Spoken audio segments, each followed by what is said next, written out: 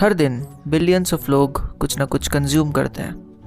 Movies देखते हैं, songs सुनते हैं, गेम्स खेलते हैं, स्टोरीज पढ़ते हैं, वीडियो स्क्रॉल करते हैं और कुछ देर के लिए हम किसी और दुनिया में खो जाते हैं।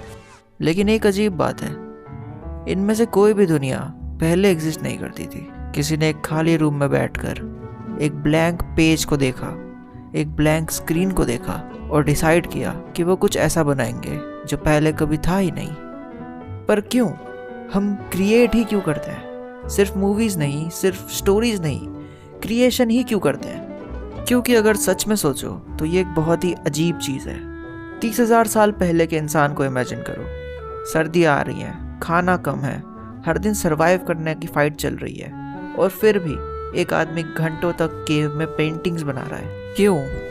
वो अपना टाइम शिकार में लगा सकता है, अपनी फैमिली के साथ स्पेंड कर सकता है, पर वो पेंटिंग्स ही क्यों बना रहा है? इसका सबसे ऑब्वियस आंसर है क्योंकि क्रिएशन इज यूजफुल। पर यह आंसर हाफ ट्रूथ है। दुनिया की सबसे पहली स्टोरी यूजफुल नहीं थी, सबसे पहला सॉन्ग यूजफुल नहीं था, सबसे पहली पेंटिंग यूजफुल नहीं थी, पर फिर भी वो बनी।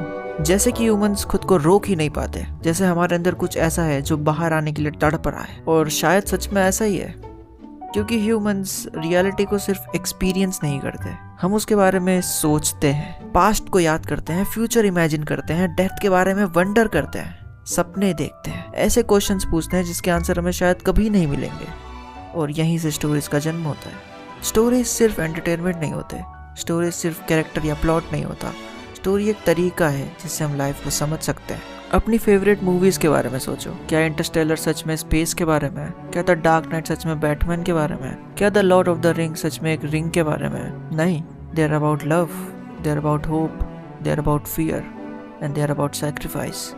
और हम ह्यूमंस ये हजारों सालों से कर रहे हैं। वो केव पेंटर जानवरों को रिकॉर्ड नहीं कर रहा था, कम से कम सिर्फ इतना नहीं, वो कुछ कह रहा था।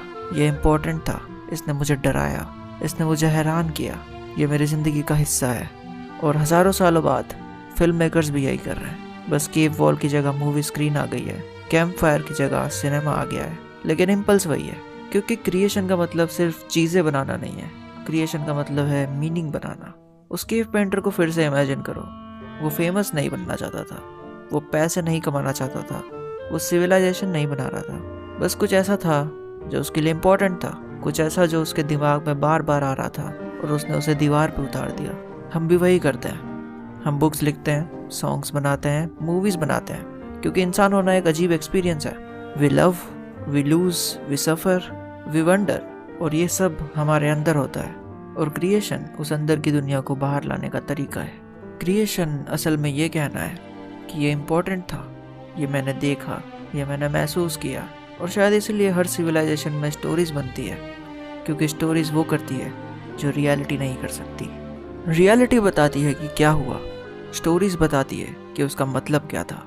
तो हम क्रिएट क्यों करते हैं? क्योंकि हम सिर्फ जिंदगी काटना नहीं चाहते, हम उसे समझना चाहते हैं। और सिर्फ खुद नहीं समझना चाहते, दूसरों के साथ शेयर भी करना चाहते हैं। केव पेंटर ने यह दीवार पर किया, राइटर वर्ड से करते हैं, म्यूजिशियन साउंड से करते हैं, फिल्म मेकर स्क्रीन से करते हैं। टूल बदल जाता है लेकिन वजह नहीं। हम क्रिएट करते हैं क्योंकि एक्सपीरियंसेस अकेले काफ़ी नहीं होते, हमें मीनिंग चाहिए। और क्रिएशन वो प्रोसेस है जिससे हम एग्जिस्टेंस के केओस को मीनिंग देते हैं।